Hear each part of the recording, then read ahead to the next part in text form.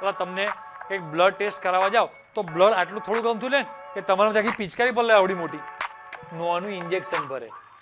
એને blood test કરવા છે, નાહવાનું નહીં કઈ લોહીથી.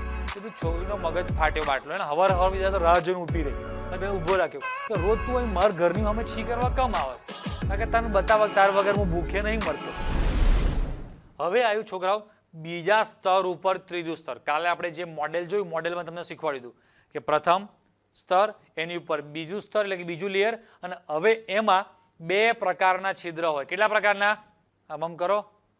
હા યસ, આમ વોટ આપતા હોય એમ. યસ, બે પ્રકારના છિદ્ર. પહેલું કયું? ચતુષ્ફલકીય અને બીજું કયું? અષ્ટફલકીય. હવે ચતુષ્ફલકીય અને અષ્ટફલકીય છિદ્રો ઢાંકીએ તો એક સરખી રચના બને કે બે અલગ અલગ રચના બને? એક બને કે બે? બે અલગ અલગ. યાદ આવે છે? કરો ગઈકાલનું વિચારો. ચતુષ્ફલકીય છિદ્ર આપણે ઢાંકીશું તો નીચે શું બને? ષટકોણ, પછી ત્રિકોણ, ષટકોણ ત્રિકોણ, ષટકોણ ત્રિકોણ. એવું તો આપણે યાદ રખાયું લે. હા, ષટકોણ ત્રિકોણ, ષટકોણ ત્રિકોણ, પછી પેલા ષટકોણ ત્રિકોણ ઊંધો ત્રિકોણ, ષટકોણ ષટકોણ ત્રિકોણ ઊંધો ત્રિકોણ. એવું આવ્યું હતું ને? ચાલો ત્યારે ફરી આજે જોઈ લઈએ. તો છોકરાઓ કેટલી શક્યતાઓ આવી? બે શક્યતાઓ. ચતુષ્ફલકીય છિદ્ર ઢાંકતા અને અષ્ટફલકીય છિદ્ર ઢાંકતા. તો ભાઈ ચતુષ્ફલકીય છિદ્ર ઢાંકીએ એમાં જુઓ તો આ રચના છે. એક્ઝામમાં આમાં તમારે કઈ દોરવાની હોય? મેં તમને કીધેલું છે કે એક્ઝામમાં તમારે આ આકૃતિ દોરવાની હોય છે. આ તો ખાલી આપણને સમજણ માટે આપેલી છે કે ભાઈ કેવું બનશે. પછી આપણે કાલે મોડેલમાં બી જોયું કમ્પ્લીટ કે ભાઈ આ ષટકોણ બન્યું નીચે, પછી વચ્ચે આ જે ગેપ આપે છે અહીંયા એવી ગેપ હોય કઈ? એવી હોય નહીં. આ તો આપણને સમજાય એટલે કે ષટકોણ દોરેલું છે, પછી આપણને આકૃતિ કમ્પ્લીટ ખબર પડે. ત્રિકોણ, પછી ષટકોણ ત્રિકોણ. તો તમને છોકરાઓ યાદ હોય તો આપણે કાલે જોયું કે અહીંયા સુધી આટલો જે ભાગ છે એ બંને રચનામાં કેવો આવે છે? કોમન આવે છે ને. બેવમાં સૌથી નીચે બેઝમાં શું બને? ષટકોણ. પછી ઉપર બીજા લેયરમાં ત્રિકોણ. અને અહીંયાથી પેટર્ન બદલાવાની. હવે કેમ, ક્યારે, કેવી પેટર્ન બદલાશે એ આપણે કોઈને પૂછીએ એટલે આપણને ખબર પડે.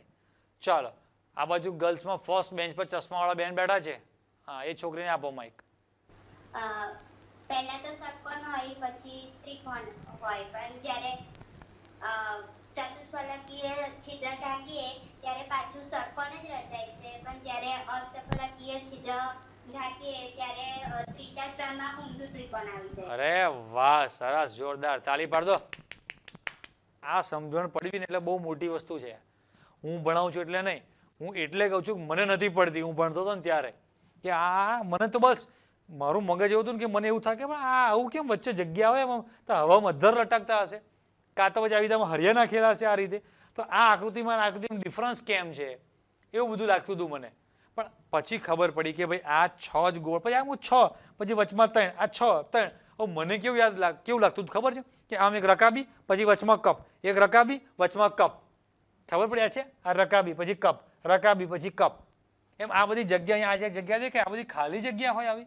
પણ પછી ખબર પડી ભાઈ કે ત્યાં બધી જગ્યા પર પરમાણુઓ હોય જ. ચાલો તો હવે ખબર પડી ભાઈ. ચાલો તો કાલે તમે મોડેલ જોયું એટલે ખબર પડી. તો આપણે થોડું સમજીએ તો બી આજે કે ભાઈ બેવમાં ષટકોણ ત્રિકોણ બનવાનું છે. મેઇન જે બે ફાટ્યા પડે, ઉદાહરણ તરીકે કે કોઈ છોકરાને 9માં 10માં એવું પૂછે કે તારે મેથ્સ રાખવાનું છે કે બાયોલોજી રાખવાનું છે?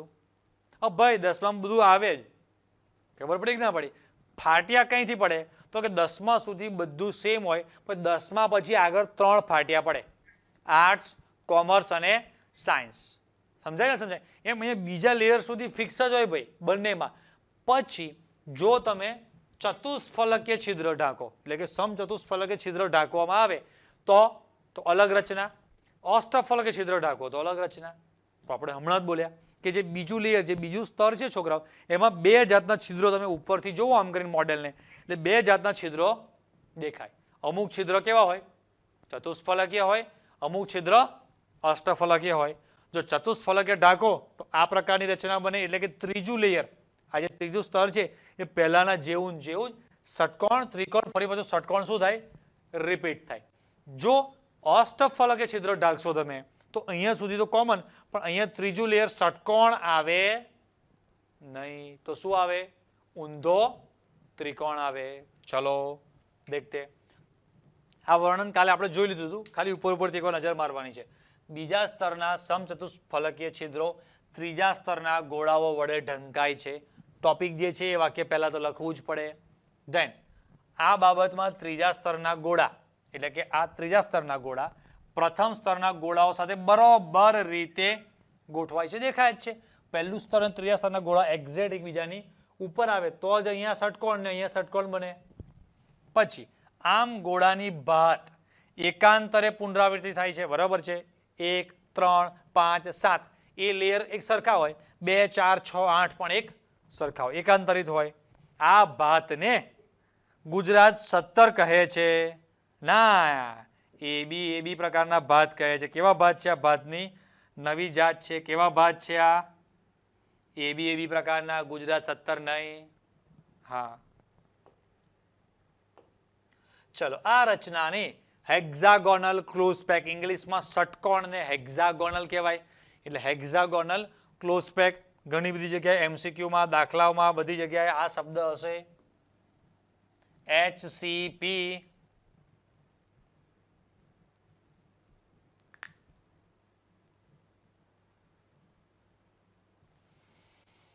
રચના કહેવાય છે આ પ્રકારની પરમાણુની ગોઠવણ. આ ઇમ્પોર્ટન્ટ એમસીક્યુ છે, કાલે તમને ટીક કરાવ્યું હતું. મેગ્નેશિયમ અને ઝિંક એટલે કે Mg લખી રાખવાનું અને Zn જેવી ઘણી ધાતુઓમાં પણ આપણે આ એમસીક્યુમાં કે પછી હવે VSQ આવે તો VSQમાં આ પૂછાય છે. चलो भाई, अभी बच्चों अपन लोग क्या कवर करेंगे? अष्टफलकीय छिद्र એટલે કે અષ્ટફલकीय छिद्र બીજા લેયર સુધી તો કેવું આવશે ભાઈ? કોમન. હવે બીજા સ્તરમાં જો અષ્ટફલकीय છિદ્રને ઢાંકો તો રચના તમે જોશો તો અહીંયા કલર કેવો કલર? લાલ કલર. અહીંયા A, B અને ત્રીજું સ્તર આખું જુદું આવશે. કયું આવશે? C એટલે કે ઊંધો ત્રિકોણ. બરાબર. શું કહે છે વર્ણન? ત્રીજું સ્તર એટલે કે આ 1, 2 તો કોમન, ત્રીજાની વાત ચાલુ કરો. એવી રીતે ગોઠવવામાં કે જેથી ગોળાઓ કેવી રીતે ગોઠવવાના ભાઈ? અષ્ટફલકીય છિદ્રોને ઢાંકે છે.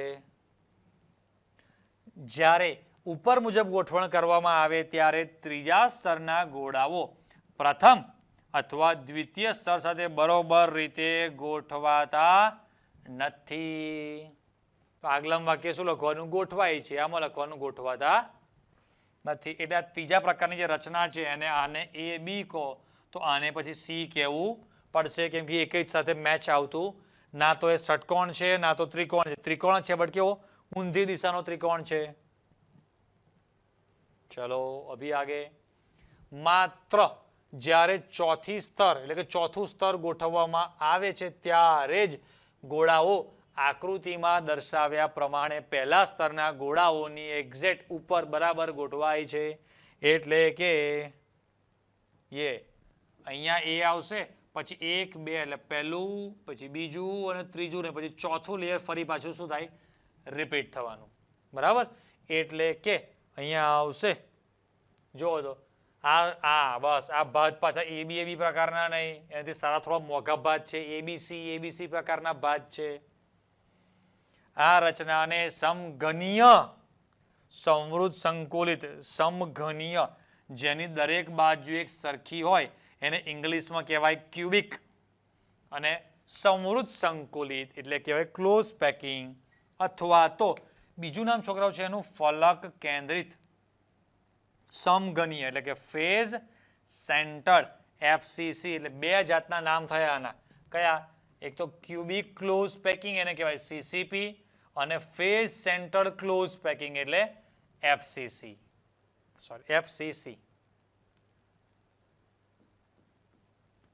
ઓકે, CCP અથવા FCC. આ જે રચના છે એને CCP અથવા તો FCC કહેવાય. એટલે કે આ છોકરાઓ જે FCC રચના છે ને ફલક કેન્દ્રિત યાદ કરો તો કે દરેક ખૂણા ઉપર અને દરેક બાજુના મધ્યમાં આકૃતિ જોશો એટલે ખબર પડશે તમને. જુઓ તો ટેક્સ્ટબુકમાં, પેમ્પલેટમાં જેમાં જોવો એમાં દરેક ખૂણા ઉપર એક છે બરાબર, આમાં ઝૂમ કરીને તમને દેખાય? યસ, આપણી પાસે સુવિધા છે, ટેકનોલોજીનો ઉપયોગ કરીએ તો. હા, દેખાયું હશે હવે તમને. બરાબર, યસ. આ બધા દરેક ખૂણા ઉપર અને દરેક બાજુના મધ્યમાં. તો આમાં કોઈકને એવો પ્રશ્ન થાય કે ભાઈ આમાં ષટકોણ કઈ બને જ નીચે? આ 1 2 3 4 ખૂણા 4 અને એક વતલો 5. કે અચ્છા, એ તો કે અહીં બે જગ્યાએ સમજી લેવાના. ના, એકમ કોષને તમે સામેની બાજુથી જોવો છો. સામેની બાજુથી જોવાનું હોય નહીં તો એને કેવા વ્યૂમાં જોવાનું? ડાયોગોનલ વ્યૂ, એટલે કે વિકર્ણની જેમ. એટલે કે આ જે ખૂણો છે એને, આ જે ખૂણો છે એને આમ કરી ફેરવી અને આપણી બાજુ આમ આવે એવી રીતે રાખવું પડે. એટલે આખું આ મોડેલ આ જે છે એને આમ ફેરવી અને આમ તમારી બાજુમાં સીધું કરવું પડે, જે અહીંયા ક્લાસરૂમમાં કે બોર્ડ ઉપર શક્ય બની શકે નહીં. પણ ટેકનોલોજીનો ઉપયોગ કરો તો એ બધું થઈ શકે. તો ચલો ભાઈ, કેવી રીતે જોઈએ? ચલો છોકરાઓ, આ કેવી રચના છે? તો કે દરેક ખૂણા પર એક પરમાણુ છે. હા છે. પછી દરેક બાજુના મધ્યમાં એક પરમાણુ છે. હા છે ને લા? હા છે, બરાબર. તો આ જે રચના છે એ FCC કહેવાય. ફલક કેન્દ્રિત છે ને, ફલક કેન્દ્રિત 4 એટલે કે 8 ખૂણા ઉપર 8 અને દરેક બાજુના મધ્યમાં, એને કહેવાય ફલક કેન્દ્રિત. તો એની જ રચના છે, પણ એને ફેરવી અને આપણી બાજુ આમ કરીને બતાવે તો આપણને વધારે ખબર પડે. આ ફેરવ્યું. હવે જુઓ, સહેજ પાછું લો. હા, હવે આ જે લાલ બોલ દેખાય છે ને છોકરાઓ, એ આપણે 4 લેયર સમજો. જે સૌથી પહેલું, સૌથી નીચેનું જે લેયર હતું એનો એક જ સેન્ટરનો એક જે બોલ હતો આપણે અલગ કલરનો, ષટકોણ બનતું હતું. ષટકોણની વચ્ચે સેન્ટરમાં એક આપણે અલગ કલરિંગ બોલ મૂક્યો હતો. હા કે ના? પાક્કું ને? મહારાસમ ને? મહારાસમ પાક્કું. ચાલો, વચ્ચે એક અલગ કલરિંગ બોલ હતો. તો એ આજુબાજુના આપણે એકમ કોષમાં નતા આવતા, ખાલી એક વચ્ચેનો બોલ બતાવ્યો છે. એના ઉપર બીજું લેયર એટલે બ્લુ કલરના બોલ, એના ઉપર ત્રીજું લેયર એટલે પોપટી કલરના બોલ, અને એના ઉપર ચોથું લેયર એટલે આ આપણો રેડ બોલ. પણ એના આજુબાજુ અહીંયા જે છે તો એની બાજુમાં એક અહીંયા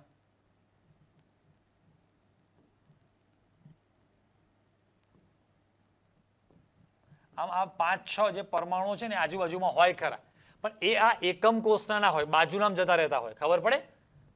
એટલે આપણે અહીંયા દર્શાવેલા નથી. એટલે જે સૌથી નીચે જે હતો એમાં એક શું બનતો હતો? સૌથી નીચે ષટકોણ. પછી વચમાં શું બને?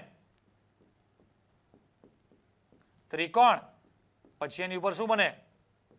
ઊંધો ત્રિકોણ. અને ફરી પાછું ઉપર શું બને? ષટકોણ. તો આ ષટકોણનો વચ્ચેનો એક પરમાણુ, પછી આનો 3 તો છે, એ આપણે અહીંયા રેડ કલરથી બતાવેલો છે. વતલો એક જ, બાકીના નહીં. પછી બ્લુ. તો હું બ્લુ બતાવવાનો તમને ટ્રાય કરું છું. બ્લુ કલર આમાં દેખાય ના દેખાય મને નહીં ખબર. ચાલો, પછી પોપટી. તો આ ભાઈ પોપટી. બરાબર. અને ફરી પાછું આ જે સ્તર છે તો એ રિપીટ થાય છે ને ફરી પાછું એનું એ જ, એટલે મધ્યનો આ. રેડી? બસ આ એની એ જ રચના છે. પણ આને આપણી બાજુ આખો ફેરવીને જોશું એટલે ખબર વધારે પડે. એટલે FCC કહો કે CCP કહો, બે એકનું એક. જો આ ફેરવીને બતાવ્યું આખું. થઈ ગયું? આ પહેલું, આ પોપટી બીજું, ભૂરું ત્રીજું, અને નીચે લાલ છે એ ફરી પાછું ચોથું લેયર. આ ચોથું, આ ત્રીજું, આ બીજું, અને નીચે છે એ પહેલું લેયર. ચલો થોડા બેક જવું પડશે. તો બીજો ટોપિકમાં આપણે વચ્ચે ખાલી સહેજ જોવા માટે પાછા આવ્યા હતા. આપણે વર્ણન પર હતા. એટલે હવે ખબર પડી કે ભાઈ CCP અને FCC બે એકનું એક જ છે. પણ FCC ને આપણે ઘન સ્વરૂપે આમ સામેની બાજુથી જોઈએ છે એટલે આપણને એવું લાગે કે આમાં નીચે ષટકોણ અને આમાં ષટકોણ છે ને કેમ જુદું જુદું છે? તો આ જે છે મગજમાં ફિટ કરી દેજો, 2-4 મહિના પછી ભૂલી જશો. આ જે છે ને આખો સ્ફટિક બતાવેલો છે. શું બતાવેલું છે? સ્ફટિક. અને આ સ્ફટિક નહીં, આ શું છે? એકમ કોષ. આ સ્ફટિકનો આખો લેટિસ છે અને આ એકમ કોષ છે. તો એકમ કોષમાં એમાં જેટલા આવતા હોય એટલા બતાવે, બધા બતાવવાના હોય નહીં. સમજ્યા કે ના સમજ્યા? એટલે તમને કંઈક બ્લડ ટેસ્ટ કરાવવા જાઓ તો બ્લડ આટલું થોડું ગમતું લે ને કે તમારે આખી પિચકારી પર લે આવડી મોટી. નોનું ઇન્જેક્શન ભરે.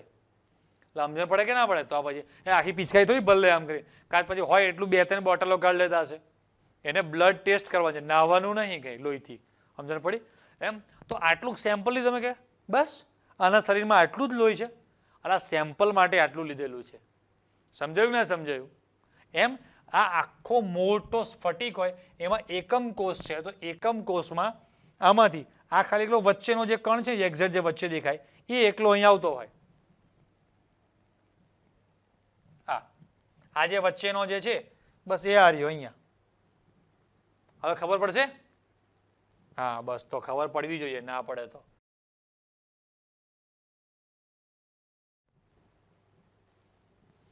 ચલો. હવે અહીંયા ફરી પાછું MCQ ટીક કરો. કોપર અને સિલ્વર. કોપરનું અણુસૂત્ર છે Cu અને સિલ્વર એટલે Ag, ચોંદી. જેવી ધાતુઓ આ રચનામાં સ્ફટિકીકરણ પામે છે.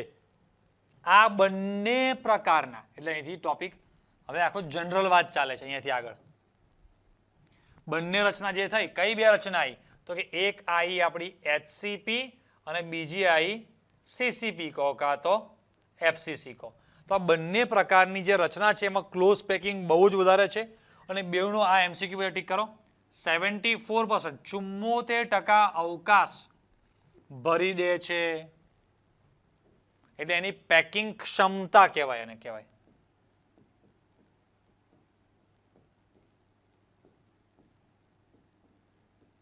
પેકિંગ ક્ષમતા. કેટલી કેટલી છોકરા? 74%. હવે MCQ માં ઊંધું પૂછશે કે આ બે રચનામાં ખાલી અવકાશ કેટલો હોય છે? તો કેટલા ટકા થશે? 100 માંથી 74 જાય તો 26, બરાબર ને? તો અહીં બાજુ લખી રાખવાનું 26% ખાલી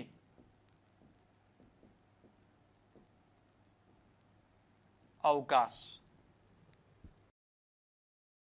તેમાંના ગમે તેમાં, એટલે બેમાંથી કોઈ પણ રચનામાં દરેક ગોળો 12 ગોળાઓના સંપર્કમાં હોવાથી, ઠીક કરો, સવર્ગાંક ગઈકાલે ભણાવ્યું હતું, આ 12 હોય છે.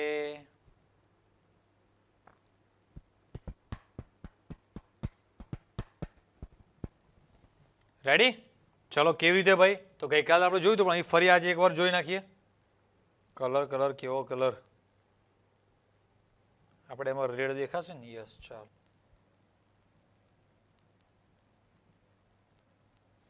યસ, સરસ દેખાય છે, મોઢું જબરજસ્ત. હાલો, હવે આપણે આ જે વતલો ગોળો છે એનો સવર્ગાંક જોવો હોય તો એના સ્તરના, હવે MCQ કેવું દેખાવ છે કે આ જે છે એના સ્તરમાં, એટલે કે જો દ્વિપરિમાણમાં જોવો ખાલી તો 6 થશે.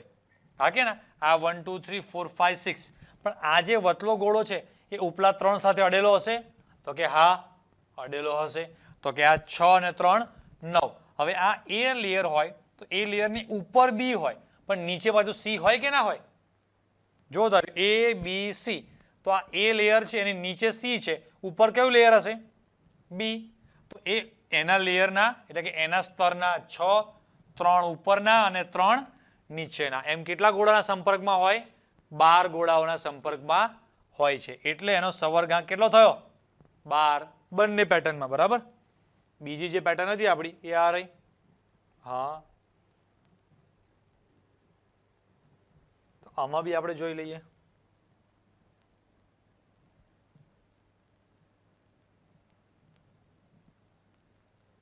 ચલો, આમાં આવતું નહીં, રિહાઈ જાય છે મારાથી. જો છે આઈને જતું જાય છે. હા, હવે આવી ગયું. એના સ્તરના કેટલા ગોળા? 6 ગોળા, બરાબર? 3 ઉપરના, અને એવી રીતે A B પ્રકારની રચના છે. તો 6 એના સ્તરના, 3 ઉપરના, સેમ આવું નવું જ B1 અહીંયા નીચે પણ હશે કે નહીં હોય? આ જગ્યાએ કાં તો ઉપર જો તો બી ખબર પડશે. આ રહ્યું કે એના સ્તરના 6, 3 ઉપરના, 3 નીચેના, એમ આમાં પણ બંનેમાં સવર્ગાંક કેટલો? 12. રેડી? હવે એક જોક્સ મને યાદ આવી ગયો, વળી કહી દઉં. એક છોકરા છોકરીનું લફરું હશે, એમાં લફરું છૂટું થઈ ગયું બે જણનું. ત્યારે તે એમાં પેલી છોકરી એને એવું છે કે હવે લફરું મેં ના પાડી દીધી, એટલે પેલો તો બિચારો બહુ ટેન્શનમાં દુખી રહેતો હશે, કશું ખાશે પીશે ને આમ છે ને તેમ છે ને એવું લાગ્યું બધાને કે આવું થઈ જશે. પછી પેલો છોકરો જે દિવસથી લફરું તૂટ્યું, બીજે દિવસથી રોજ સવારે પેલી છોકરીના ઘરની સામે એક નાનું વાડા જેવું કશું હશે, ત્યાં રોજ સવારમાં છી કરવા આવે. હારો રોજ ત્યાં જ છી કરે. 1 દિવસ 2 દિવસ 3 દિવસ 4 દિવસ 5 દિવસ રોજ એને 4-5 દિવસ આવું કર્યું. એટલે પછી છોકરીનો મગજ ફાટ્યો બાટલો. એને હવાર બીજા તો રાહ જોઈને ઊભી રહી અને પેલો ઊભો રાખ્યો કે રોજ તું અહીં મારા ઘરની સામે છી કરવા કેમ આવે? કારણ કે તને બતાવવા તાર વગર હું ભૂખે નહીં મરતો. ખબર પડે?